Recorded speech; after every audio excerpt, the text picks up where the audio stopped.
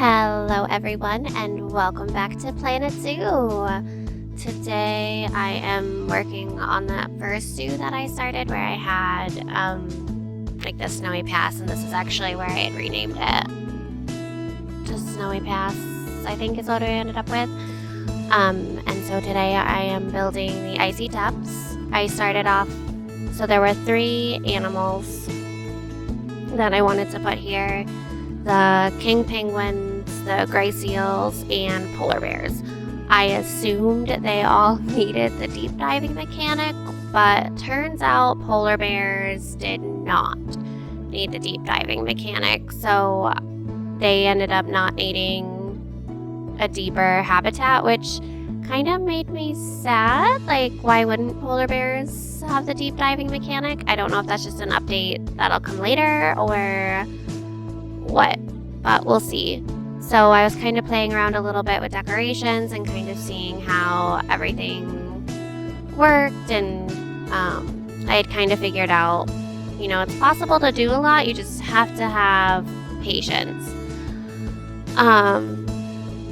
So I will say that the penguin habitat has been a pain in the butt, like just a pain in the butt. I think the penguins have been my least favorite habitat to build so far, just purely because I built it prior to really looking up how to do underwater stuff, how to do deep diving animals, like all of that stuff. I kind of just wung it.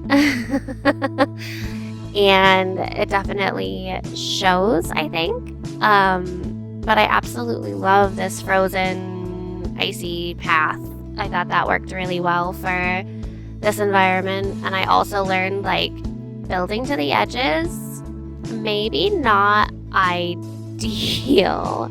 And you'll kind of see why in a minute, but, well, not in a minute, more like 10 minutes, but I'm not sure I would recommend building to the edges unless you really want to. I would definitely maybe build your path in a little bit more and be able to decorate, put power on that side of the path or something. Like, it is a very hard line, like you cannot cross that little dotted line. So it was a learning lesson, but that's what this zoo is. This zoo is pretty much just me playing around and seeing what the different mechanics are, how the different animals work, and all of that super duper fun stuff. And then also quite frequently in this one, I had to go back through and kind of sort through the other animals and what they needed, and there was inbreeding, and there was fighting, and there was this problem and that problem, and then animals that started to die and pass away from old age. So it did give a pretty good indication of, zoo management too, playing this game, which is kind of what I wanted to figure out, because I don't pause it to build. I let the zoo keep running while I build new stuff, right? So, and you can see here, like, I'm kind of playing around with the water tool and seeing how it works and the barriers. And like I said, when I went into this, I didn't really have a clue. Like, I knew I wanted there to be this tunnel, right, for the guests to walk under, and then I had to try and figure out how to make paths go up and down. Turns out you and Jay are your best friends with pathing and wanting to go up and down. And those little settings on the right hand side of your paths, use them. Explore them, experiment with them, get to know what they all do. It is a lifesaver. I like having the zoo and being able to just play with the different terrain features and, doing the different things. And you can see here, I really want the smooth option to be better than it is.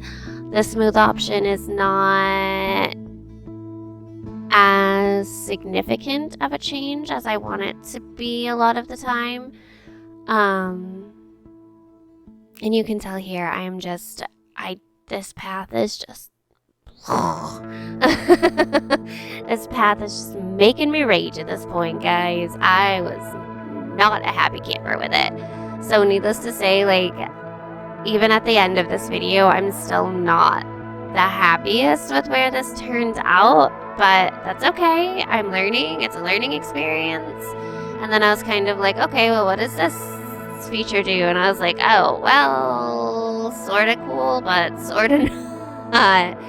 So, and then you'll see when I finally do put the penguins in, it's like, this isn't big enough, this isn't enough, and it's like, the one exhibit I built that's not big enough. And then I was just trying to figure out, like, how barriers work, which barriers weren't that, I actually figured it out pretty quickly, but you can see that the type I used made the habitat door an absolute nightmare at one point. I was just like, I can't. So yeah, the penguins was a huge learning curve, and then you also have the issue of viewpoints. Like, the camera angles and stuff are very wonky. It doesn't particularly like when you go through the different, like, it doesn't like when you go through terrain. Like, it does not want you to go through terrain. I mean, I understand why, but also, like, I feel like I'm an omnipresent view in this, so going through terrain, especially to get onto a path or something, shouldn't be that big of a deal, but whatever. The game made its choices. And it's fine. So yeah, you see here, like, it popped up that the wolves were inbreeding, so I was like, what do I do? So I did end up getting another wolf for them, and then, I don't know. I like the wolves. I think the wolves ended up being one of my favorite so far in this, and the polar bear. I really liked how the polar bear exhibit turned out, but they're also both very simple exhibits. Like, they did not take a lot of work. The polar bears, you know, I had one polar bear. I gave him a nice large area to roam around in, and that was that. And this, and you can tell with the barriers, I haven't figured out yet. Like, oh, like, I can select more than one at a time. So I will say again, like, DeLadysigner, I don't think I said her name right. I did not say it the way she says it. Has some wonderful tips and tricks videos out there. I will, again, link her in the description so you can kind of get an idea and learn from my mistakes. And it's helpful personally to I think play around a little bit with the mechanics before watching tips and tricks, just because then you know what they're talking about. But also, she describes it well enough in her videos that if you watch them prior to building your own zoo or, you know, special habitats or anything like that, I think it's okay. And she shows you the controls and stuff as she's going through it. So yeah, still just trying to get everything set up for these penguins. But yeah, you can see the habitat. I built the habitat door, needed this own little, like,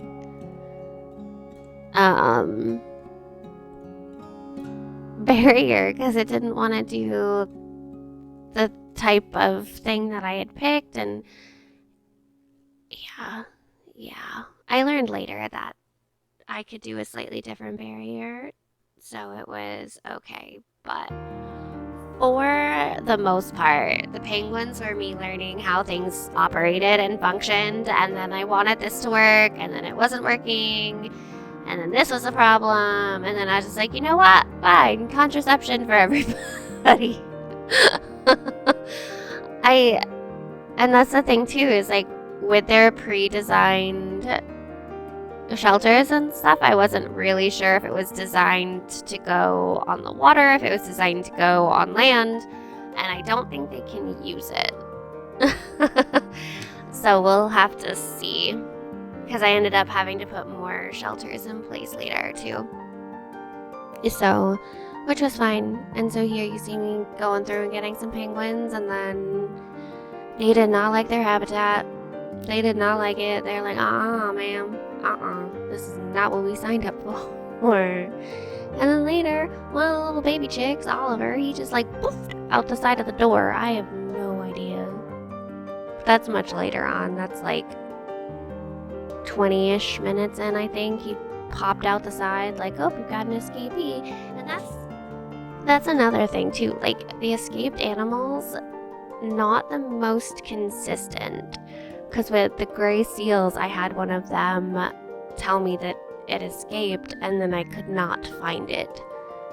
Right? Like, it didn't tell me where it escaped to. I couldn't find it to box it and grab it. None of my keepers could get it. Like, I could not, for the life of me, find that animal, and it didn't matter what I told them to do with that animal. It just was not happening. And then eventually I was able to send it back to the trade center and just ship it off to a new zoo, because I could not get it back into the habitat. I don't know why. I don't know where the problem was. It was not cooperative. Like, I don't know if he managed to like get in between like rocks or something, or decorations, and so it just made it impossible. Like, I really have no idea, because whenever I would click on his location, because the game like lets you go to their locations, I could not find him. Like, it wouldn't take me to his destination. So I don't know where he ended up. Like, I sincerely have no idea. It would just take me to the habitat door, and I searched and searched and searched and could not find him. So yeah, there's our penguin habitat, and then we move into, yeah, I know I have a lot of loading screen. Then we move into the gray seals. And by this point, I had kind of, there's always somebody. There's always somebody that needs help in the zoo. By this point, I had, watched a couple videos and kind of figured out the best way to do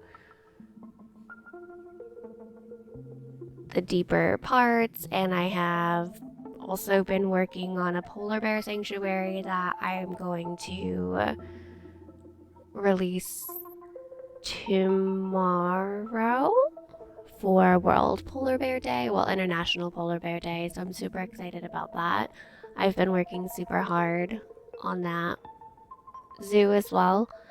So I've just been kind of bouncing back and forth between a couple different zoos and just using this one to kind of figure out and get a good handle on some of the mechanics and stuff. And, I admit I use like prefab shelters and pre-built things, and sometimes it's nice to have those. I will admit I do use the Steam Workshop. The Steam Workshop is amazing. There are some super talented people that have built stuff on there. Like, even if you just go and look to get inspired by stuff, it's absolutely amazing. And there's entire zoos on there too, which is awesome. So yeah, here we're watching me build the gray seal habitat. Not as catastrophic as the penguins. Much simpler. I figured out a bunch of the mechanics and stuff a little bit better. Still not the smoothest.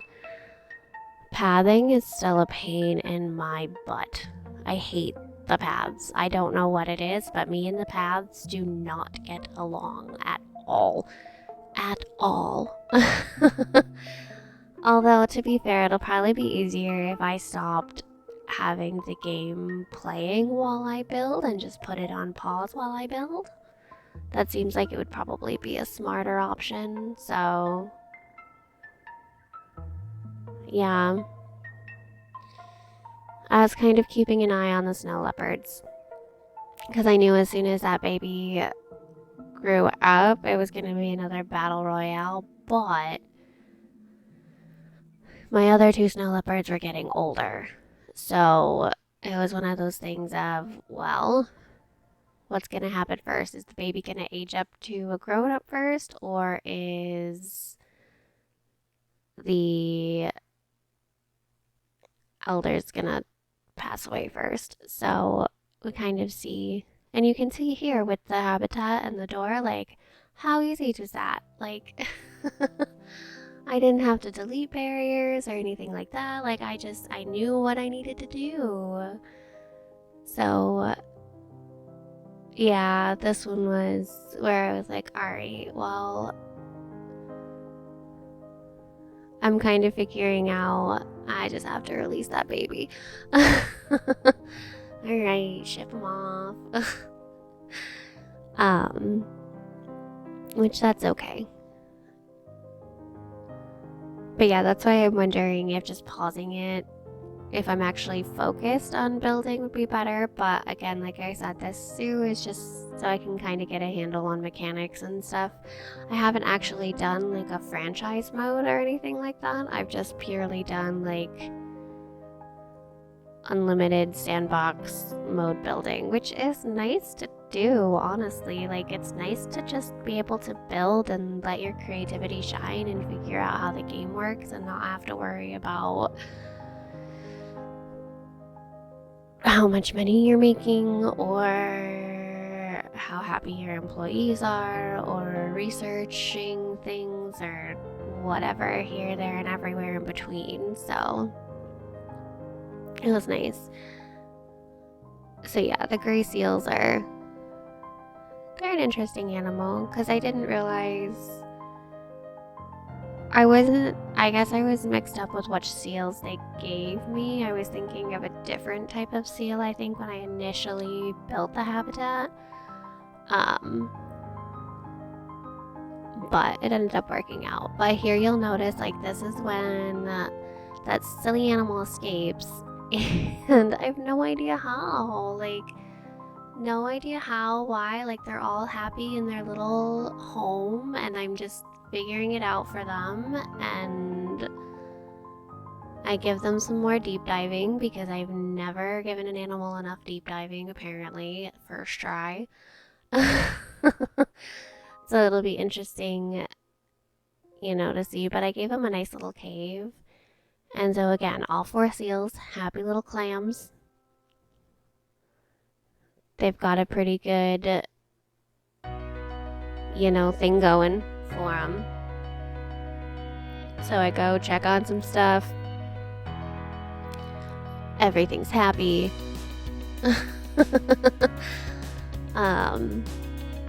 penguins decided they weren't happy. I don't know. It's all a mess. Everybody's a mess. And that's the thing too, is that I don't want it to just look, it all looks very haphazard and ridiculous sometimes. But I don't know. It's fine. So then we're gonna make polar bears. And like I said, I had been working, yeah, so now it says Wakefield escaped, right? Or somebody. And I don't know where he is. Like, I don't know where he is. Like, he poofed. Like, he's not around, like, at all. Because I was like, oh yeah, he's still in the exhibit, like, it's fine. And then, like, the notification just did not go away at any point. So I sincerely don't know where he was, where they thought he escaped from, or anything like that. But I did figure out that because of how I want the smoothing to work, it works better if, like, you do the terrain cutting and then you actually push down around it, and then you smooth it after that. Like, it gives it a better gradual slope than just trying to smooth the terrain cut, personally, I think. So yeah, again, like, what are these animals doing? Like, I cannot... I don't know. There's no rhyme or reason. I don't know if you can tell, but I hate red notifications. I don't like them. I like to clear red notifications. So here I am, just like looking for the animals, and I can't find him anywhere. He's nowhere to be found. I go underwater and I'm like, is he under here? Is he stuck somewhere? Like, no, just not here.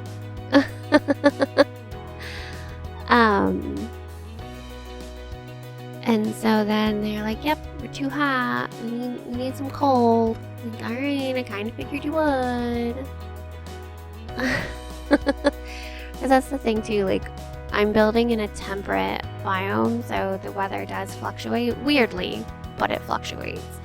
So, and then with the polar bears, I didn't even bother with an underwater viewing. I was like, you know what? They can watch them swimming. They don't have the deep diving mechanic. Like, you're just gonna see the little feetsies. I wanted them to have a deep diving mechanic, but they don't. So it is what it is. But yeah, the polar bears are my favorite. They're easy animals to please. They just give them a big wide open space, give them some places to swim. They're happy little campers.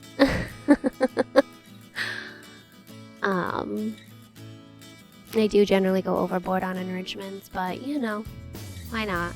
They're stuck in a zoo. They are stuck in a zoo. The coolers are so funny. But yeah, that shelter that I keep popping up is from the Steam Workshop, and it's listed as like a polar bear shelter, so I was like, deal. But people like will use, and obviously it makes sense, like, go for it. You can totally use plants and stuff that aren't in the animal's natural habitat, but I prefer to use the plants and rocks and stuff that would be found in their natural habitat. I don't really like using plants that they don't like and they don't know what it is. I mean, yeah, they lived in a zoo their whole life probably, but you know. So yeah, I found the animal in the animal list and I was like, alright, see ya. Sayonara. Got a new gray seal. So it was good. And then after we get the polar bear in, we kind of just go through and do a whole bunch of decorating and stuff. And you'll see why I said, like, at the beginning, like, maybe don't put your pathing all the way at the edge. It's like, initially I wanted, like, this whole area to be, like, a very snowy, icy type of landscape, but then it just did not turn out that way. Like, I lost patience with placing all of these rocks.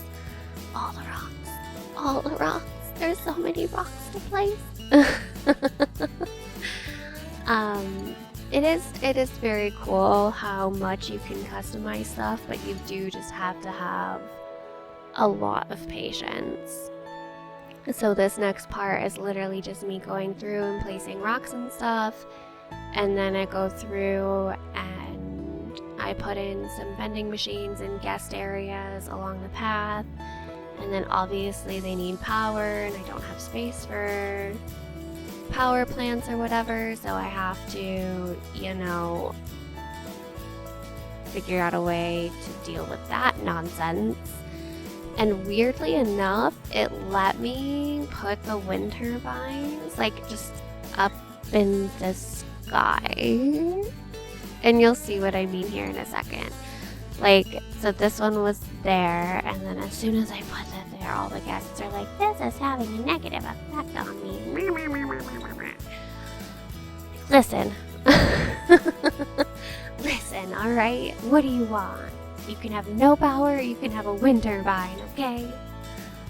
Also, guests are super litter bugs. They will drop litter, like, 2 feet from a trash can. Like, you just have to put trash cans everywhere. Like, they are litter monsters. Like, my goodness. They're terrible. Absolutely terrible. But yeah, it's all this, that, and the other thing. And then the babies started being, like, overwhelmed and stressed out by the number of guests. And then this baby just like, oh, hi, I hopped out of my bed. Like, what? How? Why? Like, what the heck? So I just put rocks here, and I was like, I don't know. This to stop you from glitching through the wall.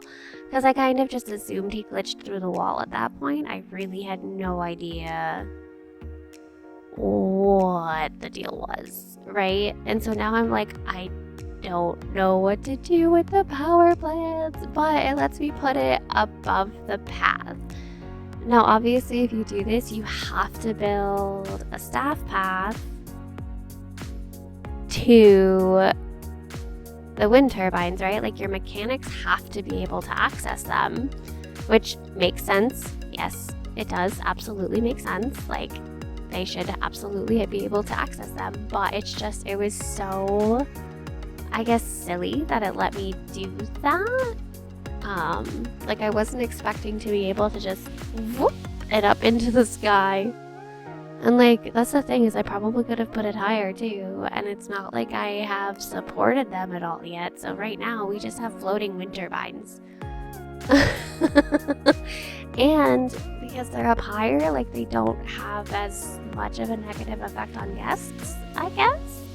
I'm not sure. So I'm kind of thinking, like, is there a way to make that viable? Like, if we turn it into, like, not in the zoo, like, it's not going to happen on the zoo, but if we turn it into, like, an icy tunnel kind of thing, and you put the wind turbines or solar panels or whatever on top of